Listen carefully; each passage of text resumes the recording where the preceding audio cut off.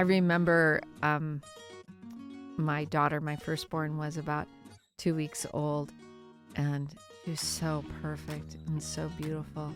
I remember looking at her with such love and this realization. I'm like, I'm going to mess you up. Oh. I am, right? Like we all do.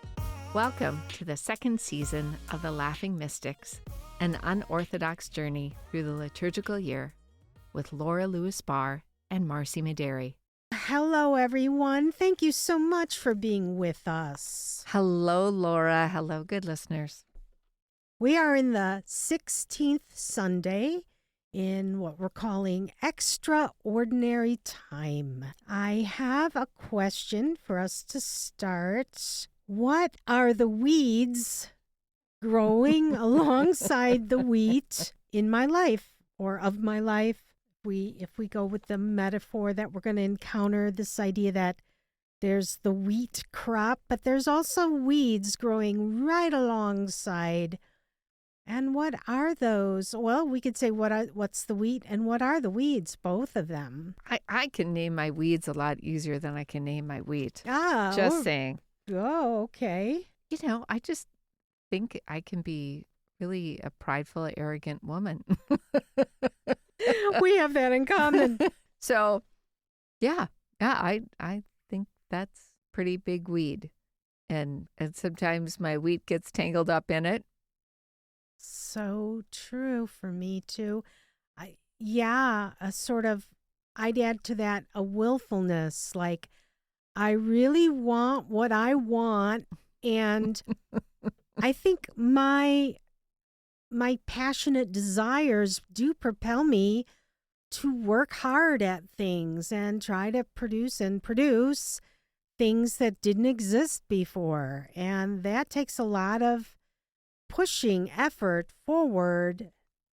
So I think it's an interesting when you said the weeds tangle the wheat, you know, like this reading we're going to get to, it doesn't, they're not separate. That's what's insidious is that shadow in me, or where I go wrong, where I start to claim divinity myself, which is the big sin.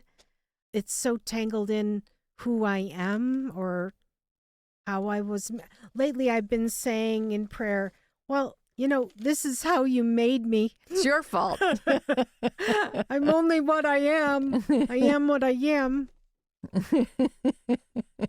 And there's a song that we sing at church about, you know, like, receive me, Lord, you know, fully in my whole self. You know, it's what I got.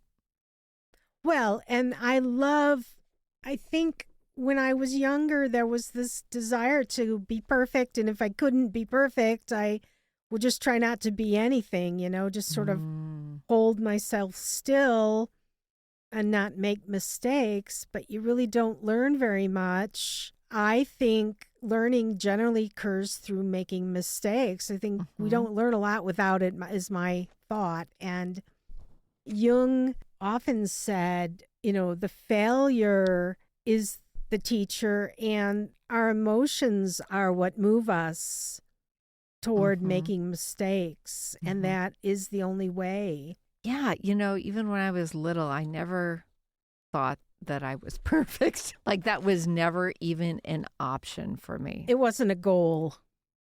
No, because I knew I could never achieve it. I was always aware that I was messy, right? I was always aware I was messy. Now, my dear husband, Ed, calls it creative flair, which I love him for that. For sure. But, you know, before him in my life, it was always just messy. Yeah, it's interesting because I wasn't thinking in terms of physical stuff like that. Oh, in terms of perfectionism. I think I meant messy in all aspects of my life. Oh, okay. Right. That I stumble into situations or... Yeah. talk, that like I'm say goofy stuff or make mistakes. And were you comfortable then with making mistakes your whole life? No, but it was kind of a sad surrender. That I'm like, oh, right, this is what I got. And as I grew, I just was like, okay. Yeah. But I never had that point of perfection that I was working towards. So in some ways I had less pressure, I think, than you did. Yeah, I was just going to say, when I met you, I was so impressed. And I'm guessing both of my parents had a perfectionistic streak, and that I got it from both of them. This desire, this perfectionism in many areas of life. And so, yeah, even now I fight against that. So I kind of envy you. Well, my mother, bless her heart, it does struggle with wanting to do things perfectly. Maybe that's how I knew that I was not perfect. Yeah. Because she would say, no, you got to do it this way, you got to do it that way. And I, like, even as a little kid, I knew I couldn't get there. So I just stopped.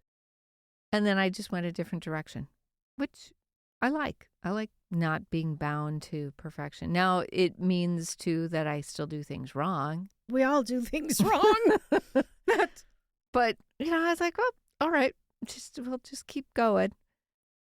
And yet at the same time, like I can have pride, just even me talking about that. Do you hear the pride about how pleased I am with myself that I'm not bound by a desire for perfection, right? So that, that weed is into the wheat. For all of us, I like the way you pointed out, and we invite listeners to think about it for yourself. What is the twin growth in our souls, the thing we nurture and the thing we try to eliminate, pull out, compost?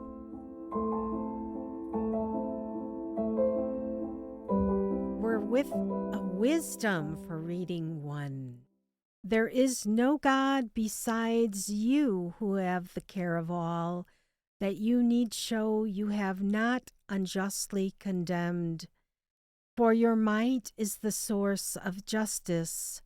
Your mastery over all things makes you lenient to all. For you show your might when the perfection of your power is disbelieved. And in those who know you, you rebuke temerity. But though you are master of might, you judge with clemency, and with much lenience you govern us.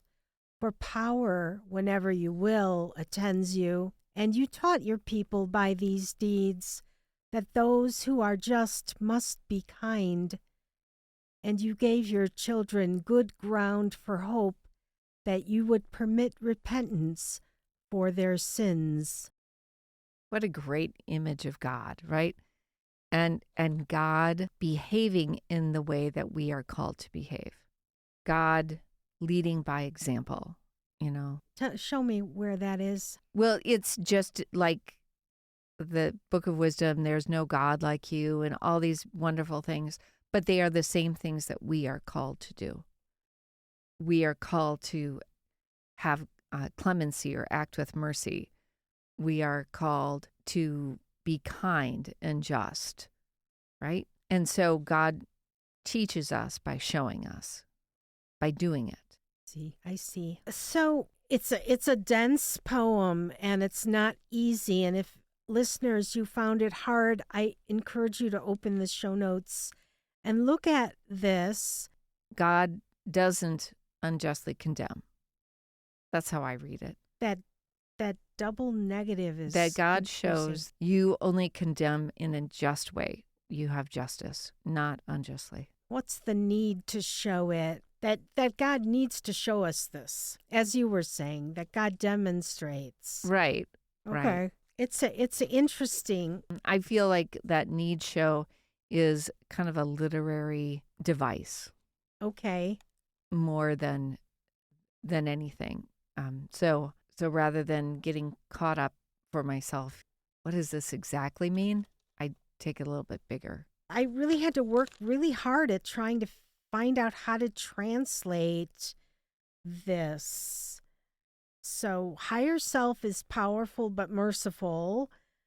But when the higher self is disbelieved, this makes higher self angry. For you show your might when your power is disbelieved. Right. So when I forget, and I believe we talked about this last week, the big sin of thinking that I am God, that I am humbled, at which, and we've talked about this in the past. Is that God doing it, or is that just a natural consequence of our own behavior? Regardless, the mighty fall.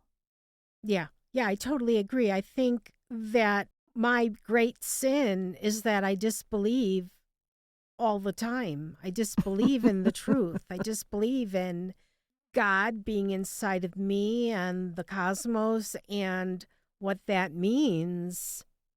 I think my big sin is temerity, which I had to look up. Me too. Reckless boldness.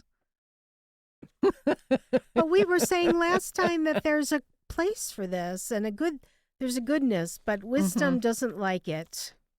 Well, it's reckless, maybe more than the boldness. Okay. Acting without thinking, without forethought, just being reckless. I'm surprised that is the big sin. I mean, well, we've got disbelief and we've got temerity, but though you are master of might, you judge with clemency or with mercy. Even when we act not in our best selves, God still is merciful. Right. And if I take this as internally, there is this higher self of this God self in me that I can get in touch with if the ego isn't recklessly disbelieving, maybe.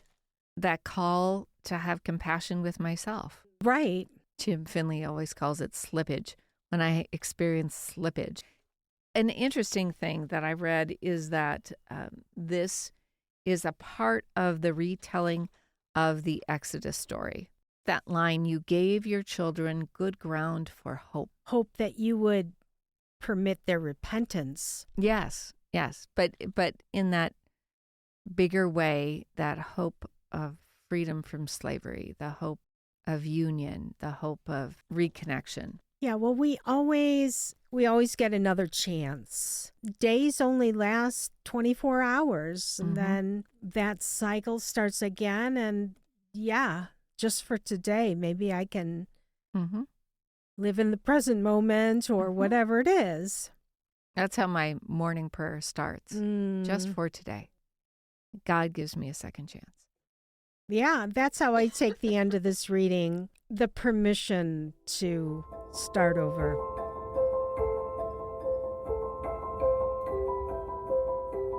A reading from the letter of St. Paul to the Romans.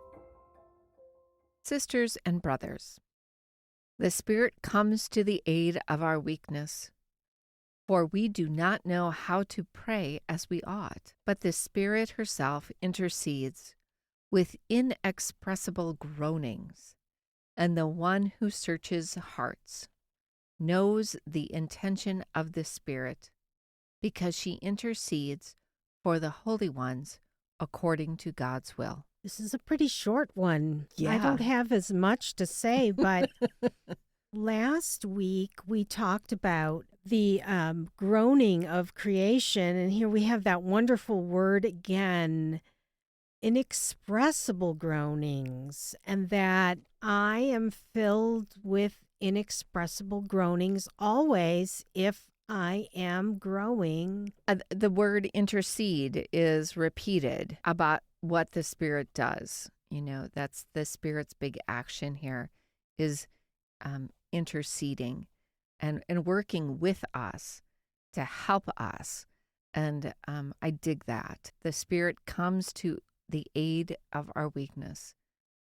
And the Spirit is also groaning, right? The Spirit Yeah, that's trippy. I was just catching that I assumed I was groaning, but the spirit is groaning. So, It's a strong connection, like how the spirit is fully invested, fully with me. birthing me. I mean, that's what I think of when I hear Nice, that nice. groaning of the birth process. Yeah.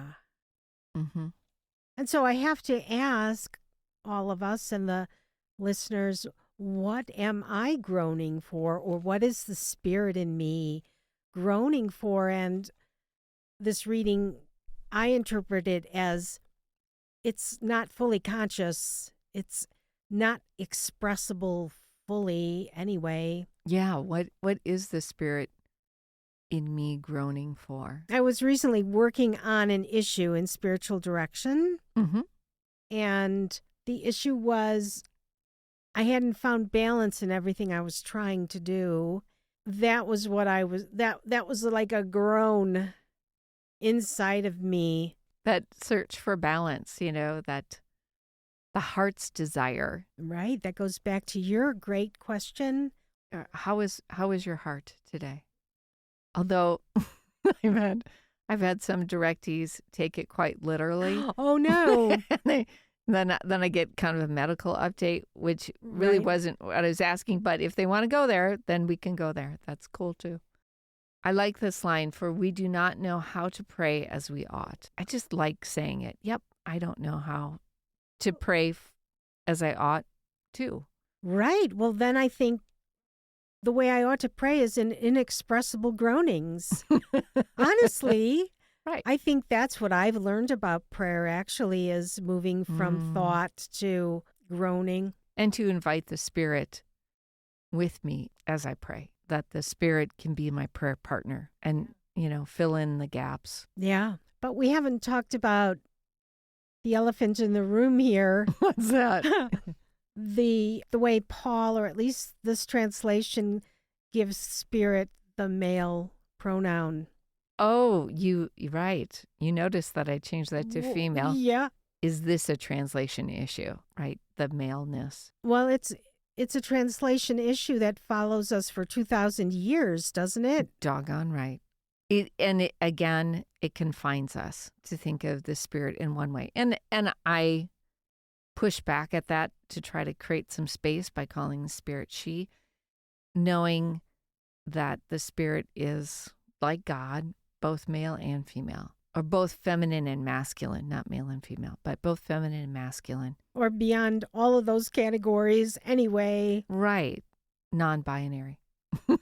We need more words, don't we? We do. We do need more words. And the non-binary folks invite us into different pronouns, the they, thems. I think we need more words, though. That would be nice. Yeah.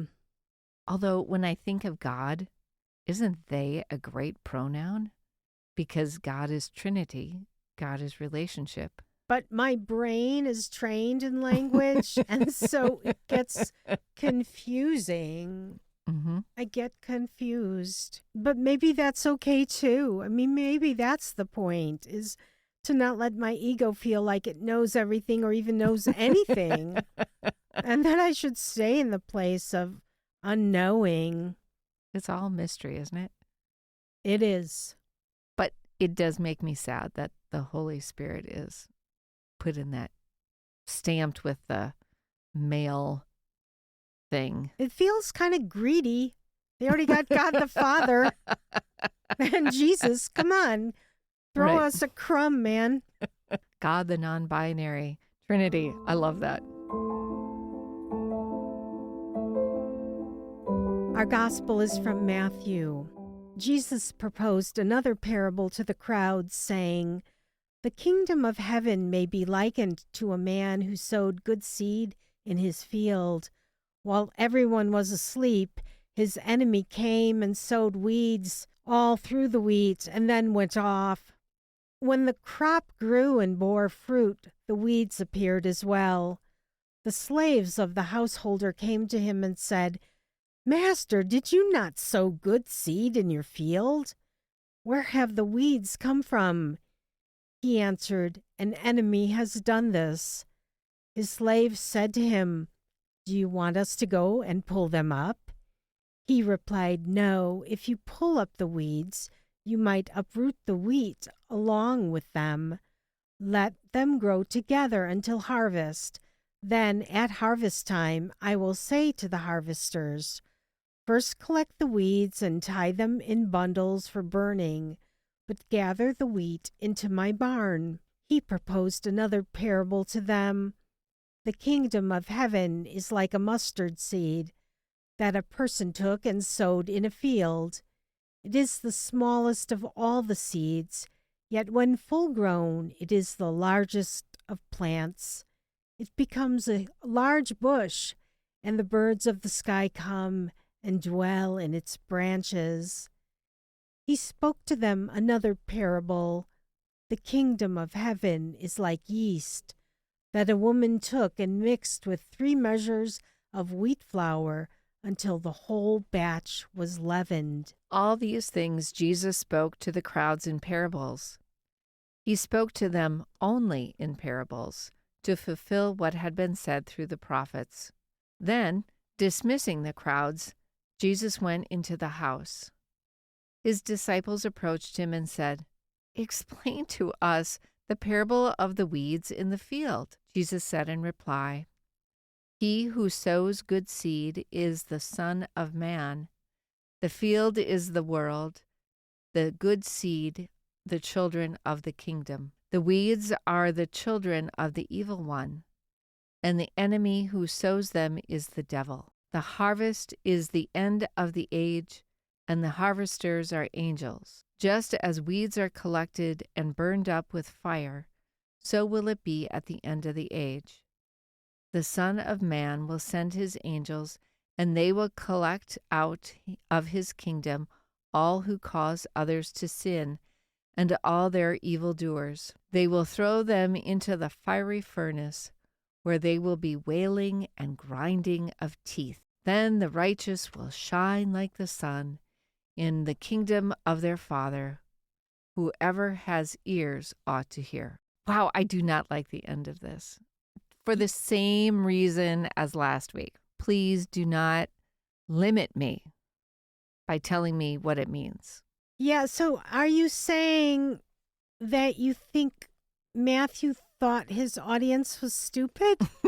I don't know. Or maybe there was so much conversation about what this meant. Matthew felt like, okay, let's clear it up. This is what it means. And yet I think that does the parable such a disservice. If Jesus wanted us to know exactly, Jesus would have said, the point of a parable is the openness of it. I totally agree with you. I think because it was in my book and I thought we might want to complain about it, I thought we would read it. But yeah, well, let's talk about the rest of it. Okay, so looking at that first parable, the good seed, and the wheats and the weeds and the wheat, what I read, and it never occurred to me because I'm so ingrained with that interpretation, is that, it says first collect the weeds and tie them in bundles for burning, for fuel. The whole, groaning and gnashing of teeth, that's in the interpretation. But in the actual parable, it just says bundles for burning. And that where we started, that both the wheat and the weeds are within me, that I can take those weeds out and I can use them for fuel, and that those ashes can become, again, good soil. Like that so much better. Yeah, and I would riff on what you just said to say that in the act of working on myself, and the Jungians like to talk in alchemical imagery, the calcinatio is the burning, and that when I'm angry is a great example. There's a part of me that's burning. And if I do it in a way that has more consciousness, if I reflect on my anger and work on the wound underneath it, that might be what you're talking about, this burning of the weed in me. Yeah. And that, I like Jesus's response, let the wheat and the weed grow together. Because I know there are a lot of people some people are really hard on themselves and overly scrutinize themselves. And Jesus is saying, don't let it be. It will get sorted out. Certainly do your work, but, don't get so caught up in it because otherwise you're going to disturb the good stuff too. Yeah, I like what you're saying. And where I went to with this is evil and brokenness of the world, of each of us, of the challenge. As I become more conscious, I see it more. I recognize the woundedness that we all have, and it's so intertwined. So why do bad things happen? Why do we suffer? Well, to me, this is an image maybe that answers that there are disturbances built in to the system, whether it's my psyche or the world systems. I don't know. I also like the wheat, no, excuse me, the weeds were put in the dirt when the person was asleep. When I'm asleep, when I'm not conscious, that's when these things happen. Right. And now we're in a tender spot because it's so easy to fall into the enemy being some outside force. Mm-hmm. But I think the part of myself that goes for the wrong thing, does the wrong thing, does the unhealthy thing. I mean, that's the sabotage in me, the saboteur in me. That is a great word, saboteur. Because I think of the enemy as someone who causes conflict, who works against. And that is within me too, right? What parts of me are working against my best self? And so saboteur is the perfect word. And, lately I've been doing a little reading on trauma, and unfortunately, in our psyches, I don't know why we're made this way, but that this compulsion disorder where I might recreate the trauma back in my life again, I guess until it gets worked through. That's a kind of a saboteur, and it's a literal saboteur in this. You've got this great farm, and I'm gonna destroy it. Well, and maybe not even destroy, but make it less perfect. Make your job so much harder. Oh my gosh. As somebody who weeds a garden, it's not an easy thing. I remember my daughter, my firstborn, was about 2 weeks old, and she was so perfect and so beautiful. I remember looking at her with such love and this realization. I'm like, I'm going to mess you up. Oh, I am, right? Like we all do. Like I'm going to, and like little sweet baby girl, you're going to have to forgive your mother at some point. Wow. Right? Like that's a pretty powerful insight from a new mother. I'm not a mother, but yeah. Wow. Well, it just kind of hit me over the side of the head. Like, oh yeah, maybe it's because I know that I'm not perfect, right? We started the conversation with that. Like, yep, I'm going to mess you up one way or another. Yeah. And so we go back to this idea that you were saying that I think is really profound, which is there isn't an attempt to grapple with it until it's harvest time. Until, people literally take it like life is done, you're dead. Some of you are going to heaven, some of you are going to hell.